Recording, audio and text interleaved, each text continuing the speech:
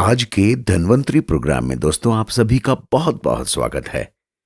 जैसा कि हम जानते हैं इस प्रोग्राम में हम विशेषज्ञों से बात करते हैं किसी ऐसे विषय में जो हमारे स्वास्थ्य के लिए बहुत जरूरी हो जाता है, महत्वपूर्ण होता है। ये विशेषज्ञ होते हैं वो चिकित्सक, वो डॉक्टर्स जिन्होंने अपनी पूरी जिंदगी लगाई, गहराई से अध्ययन किया उस बीमारी का जिसने हमें बड़ा परेशान कर रखा है, और फिर वो हमारी देखभाल करने के लिए, हमारे स्वास्थ्य की देखभाल करने के लिए हमेशा हमारे आसपास मौजूद रहते हैं। आज के डॉक्टर हैं, आज के धन्वंतरी हैं डॉक्टर अतुल कुमार समैया साहब। डॉक्टर अतुल कुमार समैया साहब भोपाल के सबसे अच्छे कैंसर विशेषज्ञ डॉक्टरों में से एक हैं। वो ब्रेन ट्यूमर, मुंह का कैंसर, अग्नाशय यानी कि पेनक्रियास का कैंसर, ब्रेस्ट कैंसर, गर्भाशय कैंसर, किडनी कैंसर, गले के कैंसर जैसी बहुत जटिल सर्जरी के लिए प्रसिद्ध है। उन्हें कैंसर के इलाज का 20 साल से भी ज्यादा का अनुभव है। बहुत ही प्रतिभाशाली और अनुभवी कैंसर सर्जन हैं जिन्हें कैंसर के उपचार में विशेष एक्सपर्टीज, दक्षता प्राप्त है। आज हम उन्हीं से बातचीत करेंगे। आइए शुरू करें। डॉक्टर साहब, आपका बहुत बहुत स्वागत है हमारे प्रोग्राम में।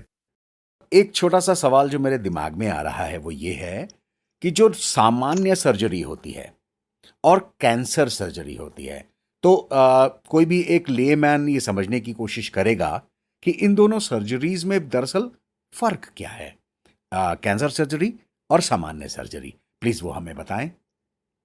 देखिए, कैंसर जो होता है जिसे हम कैंसर इसमें जिसमें स्प्रेड करने की क्षमता होती है। जी।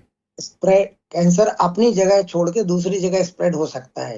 यदि हम नॉर्मल ट्यूमर की बात करते हैं तो अपनी जगह पर ही स्प्रेड करता है।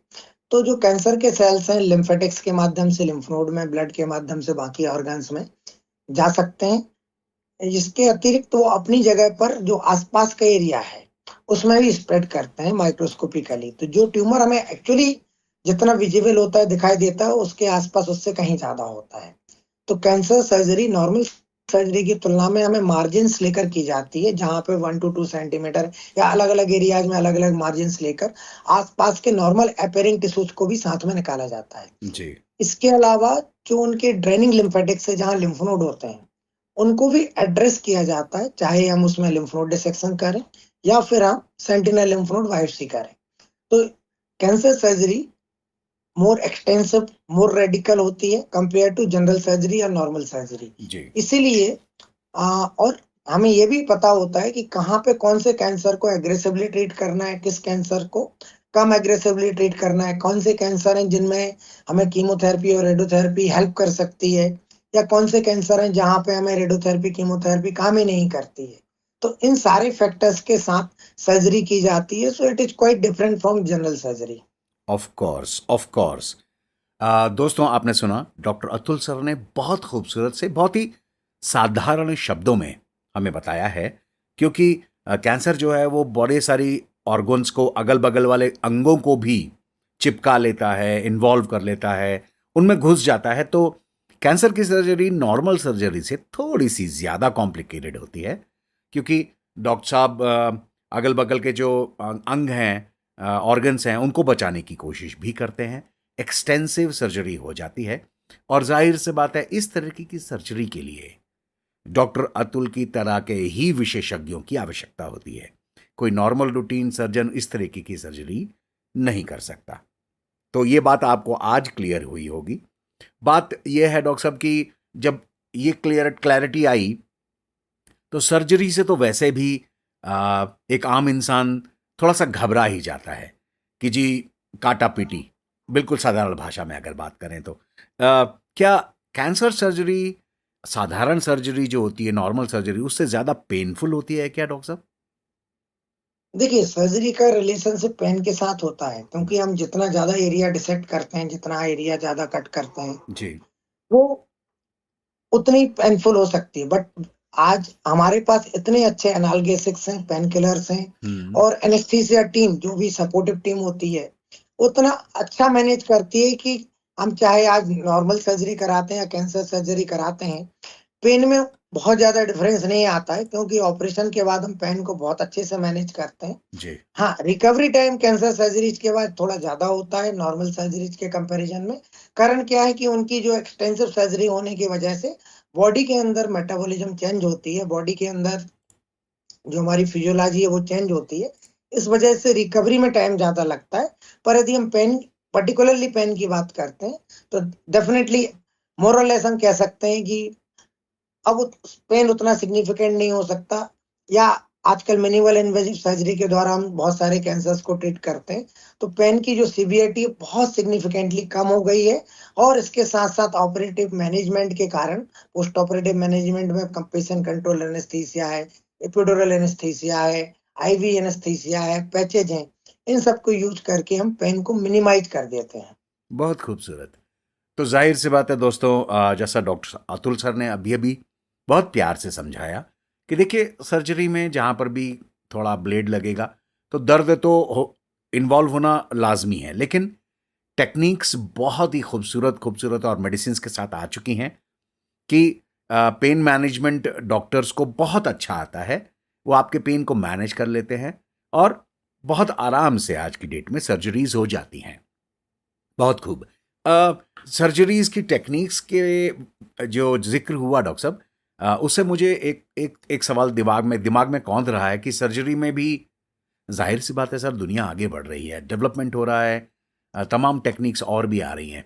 तो कैंसर सर्जरी में कुछ डेवलपमेंट्स के बारे में बताइए, मतलब कोई नई टेक्निक्स आई हों, कोई टारगेटेड टेक्निक्स, कुछ ऐसा। जी हाँ, पिछले 2 दशक में कैंसर सर्जरी की टेक्निक्स भी एडवांस हुई हैं। जी। उसमें पर्टिकुलरली ऑर्गन प्रिजर्वेशन पे अब बहुत ज्यादा इम्पोर्टेंस आ गया है। जी। 2 दशक पहले हम बेसिकली मोर रेडिकल की, हम जितना कैंसर उससे कहीं ज्यादा निकाल के रेडिकल सर्जरीज कर देते हैं, पर उसके सिग्निफिकेंट मॉर्बिडिटी होती थी। उसकी वजह से अभी हम ऑर्गन प्रिजर्वेशन या minimum surgery with maximal effect, इस पे बात करने लगे हैं। उसके लिए जो मिनिमल इन्वेजिव सर्जरी है, लेप्रोस्कोपिक सर्जरी है, जो पहले केवल जनरल सर्जरी में की जाती थी या गायनिक सर्जरी में की जाती थी, अब एक्सटेंसिवली हम कैंसर सर्जरी में उसको उपयोग कर रहे हैं और ज्यादा अच्छे रिजल्ट दे पा रहे हैं। कुछ पर्टिकुलर एरियाज में रोबोटिक सर्जरी ने भी रिप्लेस किया है, क्योंकि रोबोट की कुछ ऐसे एरियाज थे जहां पे हमारी एक्सेसिबिलिटी डिफिकल्ट थी, लेप्रोस्कोप की विजिबिलिटी नहीं होती थी या इंस्ट्रूमेंटेशन नहीं होते थे। तो रोबोटिक सर्जरी ने भी बहुत सारी एडवांसेस किए हैं कैंसर सर्जरी को लेकर। कुछ एरिया जो एक्सेसिबल नहीं होते थे वहां रोबोट पहुंच जाता है। इसके अतिरिक्त सेंटिनल लिम्फ नोड बायोप्सी या के डायरेक्टेड, हम जैसे लिम्फ नोड को पहले हम पूरा डिसेक्ट करके निकाल देते थे जिससे हाथ या पैर में स्वेलिंग आ जाती थी, जी। अब हम टारगेट करके केवल पर्टिकुलर लिम्फ नोड्स को टारगेट करते हैं, उनको आइडेंटिफाई करते हैं कि ये लिम्फ नोड इन्वॉल्व है कि नहीं।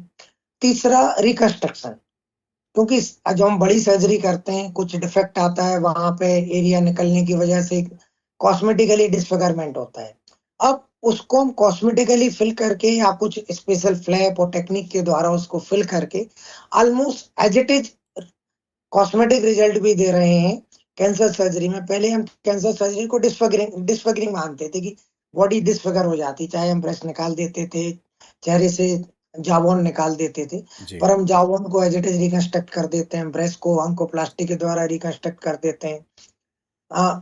तो इन सब की वजह से ऑन्कोप्लास्टिक टेक्निक के द्वारा 3D प्रिंटेड मॉडल्स आने की वजह से, रोबोटिक सर्जरी और मिनिमल इन्वेजिव सर्जरी की वजह से सर्जरी का जो एक्सटेंट है और कीमोथेरेपी और इम्यूनोथेरेपी का ऑप्टिमल यूज करने की वजह से भी हम अब सर्जरी का जो लेवल है या सर्जरी का जो एक्सटेंसिव डिसेक्शन तो उसको हमने काफी कम कर लिया है। बहुत बढ़िया। आपने बिल्कुल अप्रोप्रिएट, बिल्कुल उचित टर्म एक इस्तेमाल कर लिया। मैं भी जब थोड़ा सा सर्वे कर रहा था आपसे बातचीत करने से पहले, तो रोबोटिक सर्जरी और रिकंस्ट्रक्टिव सर्जरी, यानी कि ऑर्गन प्रिजर्वेशन की जो आपने बात करी, वो दो चीज़ें बड़ी ही प्रॉम्प्टली निकल कर आ रही थी और आप ही ने बहुत खूबसूरती से उनके बारे में जिक्र किया, उनको डिस्क्राइब किया कि आज की डेट में ऑर्गन प्रिजर्वेशन बहुत बड़ा टारगेट है, बहुत बड़ा उद्देश्य है, पर्पस है ऑन्कोलॉजी, सर्जिकल ऑन्कोलॉजी का। बहुत खूब। और रोबोटिक सर्जरी के बारे में आपने बात बताई कि बहुत प्रिसाइज सर्जरी आजकल होने लगी है। तो मुझे ऐसा लगता है डॉक्टर साहब कि जो ये रोबोटिक सर्जरी होती होगी, उसमें ज़ाहिर सी बात है आपकी एक्सपर्टीज़ की तो ज़रूरत पड़ेगी ही, क्योंकि मशीन को भी चलाने के लिए एक एक्सपर्ट तो चाहिए ही। लेकिन इसमें मेरे ख्याल से सर और भी ज़्यादा पेनलेस ऑपरेशन होता होगा और बहुत जल्दी निपटता होगा। देखिए बेसिकली रोबोटिक सर्जरी और मिनिमल इन्वेजिव सर्जरी में बहुत ज़्यादा डिफरेंस नहीं है। मतलब जी, जी, जी। दूरबीन पद्धति, जिसे हम मिनिमल इन्वेजिव है ना, दूरबीन पद्धति से जो सर्जरी की जाती है और रोबोटिक सर्जरी में ऑपरेटिव आउटकम्स में बहुत ज़्यादा डिफरेंस नहीं है। जी, रोबोटिक सर्जरी सर्जन्स के लिए ज़्यादा कंफर्टेबल होती है क्योंकि he is sitting on a chair and operating. Correct. और जो मिनिमल इन्वेजिव सर्जरी में जो लेप्रोस्कोपी या थोरेकोस्कोपी में सर्जन्स को पेशेंट के साथ खड़ा होकर उतना ही टाइम देना पड़ता है, he has to give it full attention. तो एब्सोल्युटली। जो रोबोटिक सर्जन है, सर्जन की लाइफ को ईज किया है, हुँ, पेशेंट के आउटकम में बहुत ज्यादा डिफरेंस नहीं है आज भी, हुँ, हुँ। यदि हम बात करते हैं तो ऑलराइट। रोबोटिक सर्जरी कई जगह पे मार्केटिंग टूल की तरह भी यूज किया जा रहा है। जी, जैसे मैं एग्जांपल कहता हूँ, gall bladder surgery, gall bladder निकालना सिंपल, यदि आप दूरबीन से निकालते हैं, रोबोट से निकालते हैं, इसके आउटकम में कोई फर्क नहीं आने वाला। ओके। यूट्रस निकालना है, हिस्टेक्टोमी करना है, आउटकम में कोई फर्क नहीं आने वाला है। पर सर्जन्स के लिए ज्यादा कंफर्टेबल है डेफिनेटली। पेशेंट के लिए एक मार्केटिंग टूल की तरह भी कई लोग रोबोट को यूज कर रहे हैं। जी, रोबोटिक सर्जरी का एक यूज है डिफिकल्ट एरियाज में, कॉम्प्लेक्स सर्जरीज में, जहाँ हमारी एक्सेस विजिबिलिटी लिमिटेड होती है, जी। जहाँ पे हमारी इंस्ट्रूमेंटेशन मिनिमल इन्वेजिव सर्जरी के पहुंचने में दिक्कत होती है, वहां पर रोबोट हमें हेल्प करता है। Okay, okay, okay. तो ये ज़ाहिर-सी बात है दोस्तों, इस बात को समझना बहुत ज़रूरी है। अतुल सर ने बहुत प्यारे ढंग से समझाया, बिल्कुल खरे-खरे शब्दों में कहा है। कोई छुपाया नहीं उन्होंने कि रोबोटिक सर्जरी की जाएगी या साधारण सर्जरी की जाएगी। ये सारी चीज़ें सर्जन के कम्फ़र्ट पर एक्चुअली डिपेंड करती हैं। लेकिन डॉक्टर साहब का कहना है कि आउटकम में कोई बहुत ज़्यादा फ़र्क नहीं होता और डॉक्टर अतुल सर जैसे एक्सपर्ट्स वो पेशेंट्स की वेलफेयर के लिए ही काम करते हैं। तो अगर उन्होंने ये तय किया कि रोबोटिक होनी है तो उसका कोई ना कोई वैलिड रीजन जरूर रहेगा। बिना उसके डॉक्टर अतुल सर खामखा में ही मार्केटिंग के पॉइंट ऑफ व्यू से उसको प्रमोट नहीं करेंगे। बहुत खूब। Thank you so very much sir.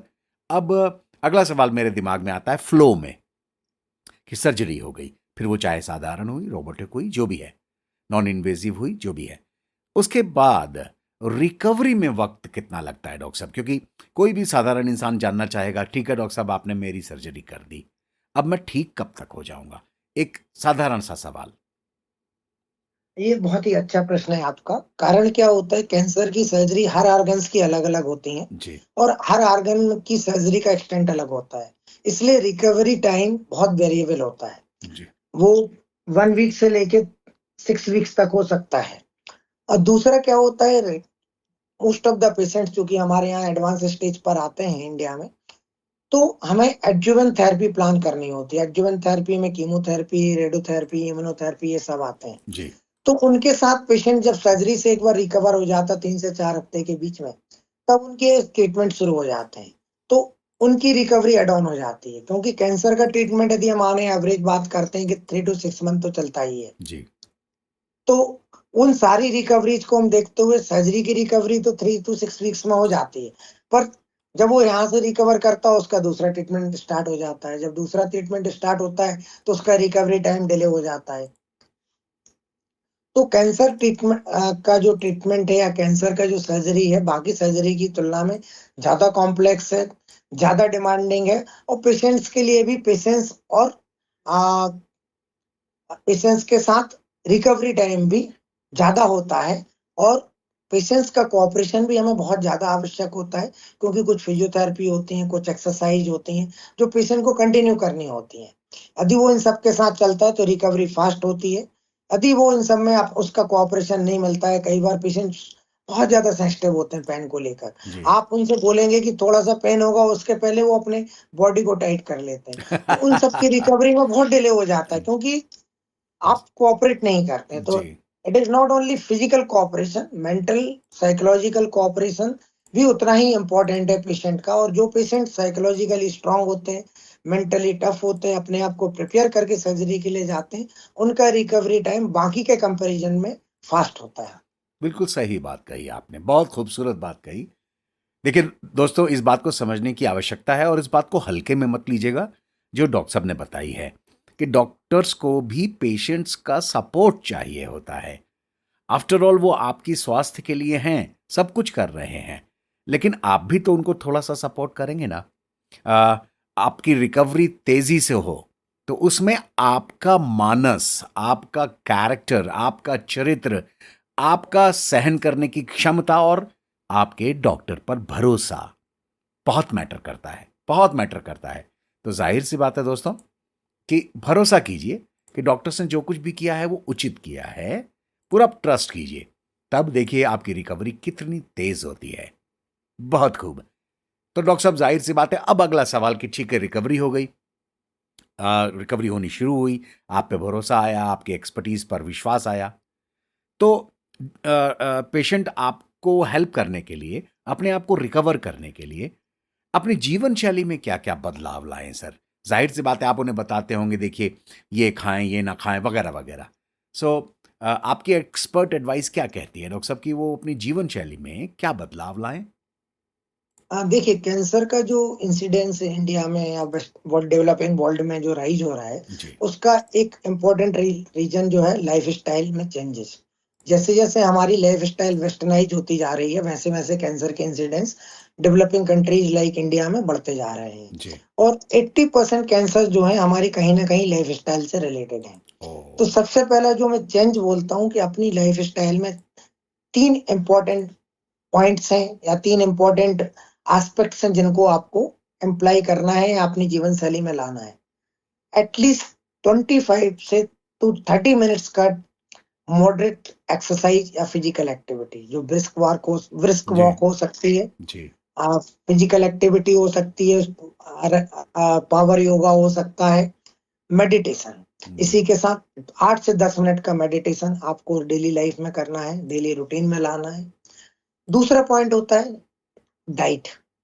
Diet के लिए हमेशा मैं बोलता हूँ कि आपके कुछ डाइट्स हैं जो कैंसर को रोकती हैं, प्रिवेंट करती हैं और कुछ एग्रेवेट करती हैं। तो जितने भी आपका जंक फूड है, फास्ट फूड है, जो रैपिड कैलोरीज देता है, रैपिड बर्न आउट करती हैं सेल्स को, रैपिडली मेटाबोलाइज होता है, वो सारे फूड्स आपको लिमिटेड लिमिटेड यूज लेना है या बहुत सीमित मात्रा में लेना है। जी। ये क्योंकि ये सारे फूड्स आपके कैंसर सेल्स को भी ग्रो करने में हेल्प करते हैं। ओह! पर अभी हम विटामिन्स और मिनरल्स की बात करते हैं, फ्रेश फ्रूट्स और वेजिटेबल्स की बात करते हैं, स्प्राउट्स की बात करते हैं, तांबे के बर्तन में जो एंटीऑक्सीडेंट होता है उसमें पानी पीते हैं। जी, जो नेचुरल हमारी एंटीऑक्सीडेंट, एंटी ट्यूमर प्रॉपर्टी में हल्दी होती है, उसका यदि हम एक डेली रूटीन में उन सब का सेवन करते हैं, अपनी लाइफस्टाइल में उसको खाने का पार्ट बना लेते हैं, तो ये कैंसर के वापस आने के जो इंसिडेंस हैं या जो चांसेस हैं उसको कम करती है। जी, तो पहला है फिजिकल एक्टिविटी, दूसरा है बैलेंस डाइट और तीसरा है सुकून, पॉजिटिविटी। जी, जी, अपने मेंटल लेवल पे आपको पॉजिटिव होना है, सुकून रखना है, पेशेंस के साथ आपके जो भी लाइफ में चेंजेस कैंसर की वजह से आए हैं, उनको एक्सेप्ट करना है और उस एक्सेप्टेंस के साथ आगे बढ़ना है कि ठीक है, एक लाइफ का इंसिडेंस था, बुरा दौर था जो निकल गया। जैसा कि हम लोग बोलते हैं मेडिकल कॉलेज में हमारे टाइम पे बहुत रैगिंग होती थी और उस समय बहुत ही बुरा लगता था।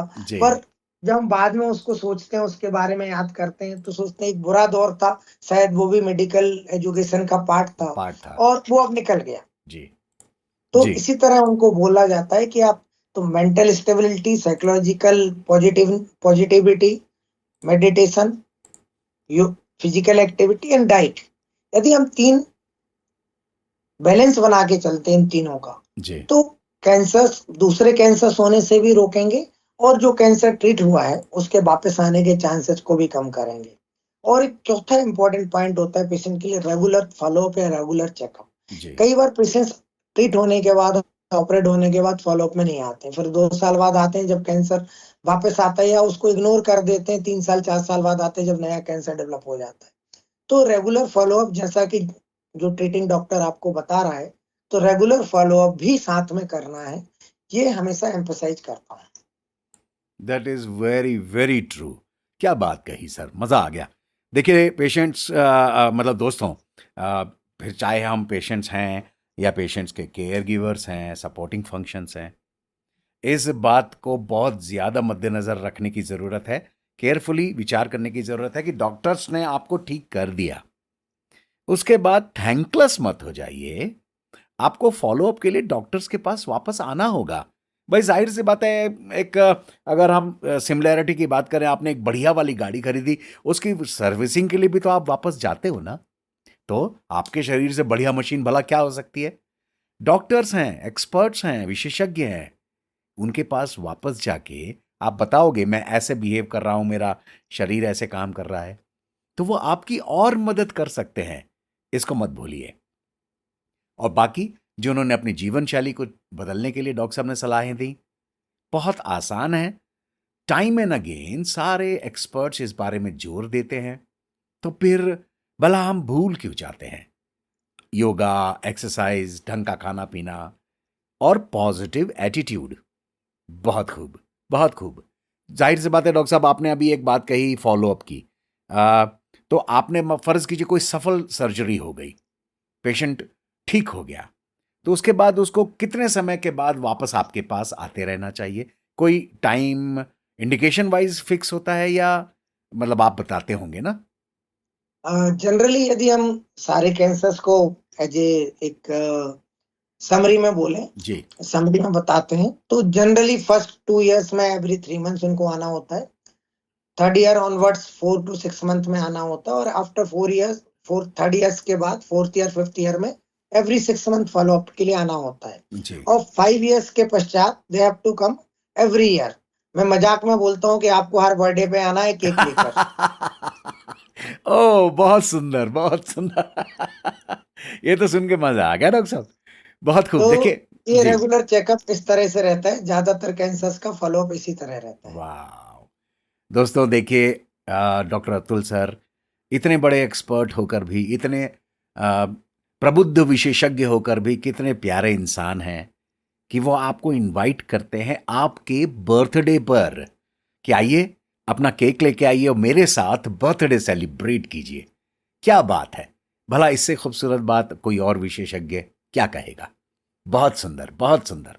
बड़ा मजा आ गया था डॉक्टर साहब ये बात सुन के। तो चलिए फिर बस कैंसर के जो पेशेंट्स हैं, जो पेशेंट्स थे जिनको आपने ठीक किया, उनके जो सपोर्टिंग फंक्शंस हैं यानी कि परिवार वाले, रिश्तेदार, दोस्त, उन सब के लिए क्या संदेश देना चाहोगे डॉक्टर साहब आप? देखिए, कैंसर एक लड़ाई है जी। जिसमें हर जंग में कहीं हार होती है, कहीं जीत होती है। जी।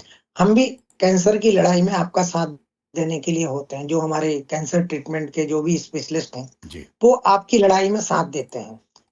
और इस लड़ाई में जो पेशेंट होता है वो बहुत ही इम्पोर्टेंट होता है, क्योंकि सारी लड़ाई उसको ही लड़नी है। जी। जी। उसके रिलेटिव्स हैं, उसके साथ वाले हैं, और हम उस लड़ाई में उसका साथ देते हैं। जी।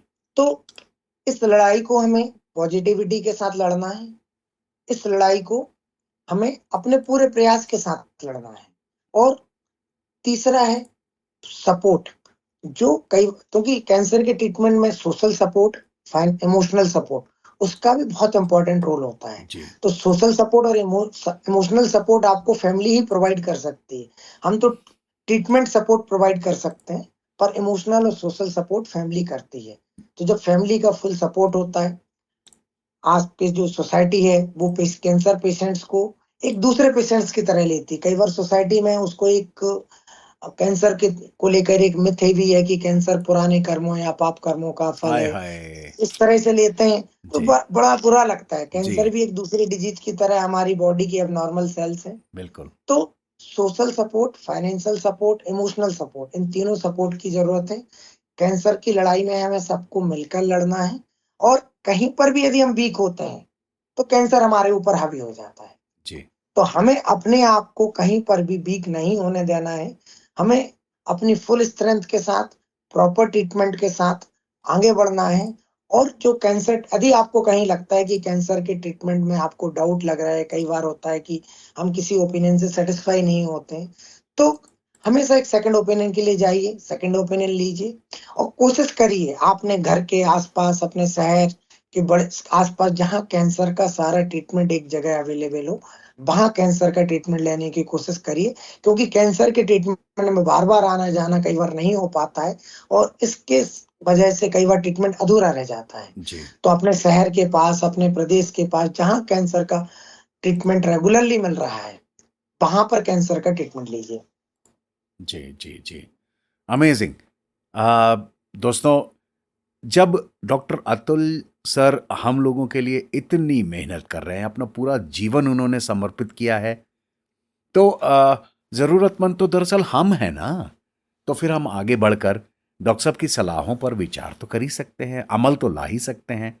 और फिर अभी डॉक्टर साहब ने बड़ी खूबसूरत बात कही कि कैंसर को मान लिया जाता है कि पिछले जन्म का कुछ कसूर हमने किया जिसका सजा हमें मिल रही है। ये बिल्कुल गलत है। अतुल सर ने कितने प्यारे ढंग से कहा, ऐसा कुछ नहीं है। ये एक लड़ाई है जो हम सब लोगों को मिलकर लड़नी है, और अतुल सर हमारे साथ हैं। इससे बेहद खूबसूरत और इससे ज़्यादा यू नो सुरक्षा की बात मुझे नहीं लगती। तो सुरक्षित महसूस कीजिए अतुल सर के साथ, और प्यारे ढंग से उनके पास जाइए, उनकी सहायता लीजिए। वो हमेशा तैयार हैं आपके लिए।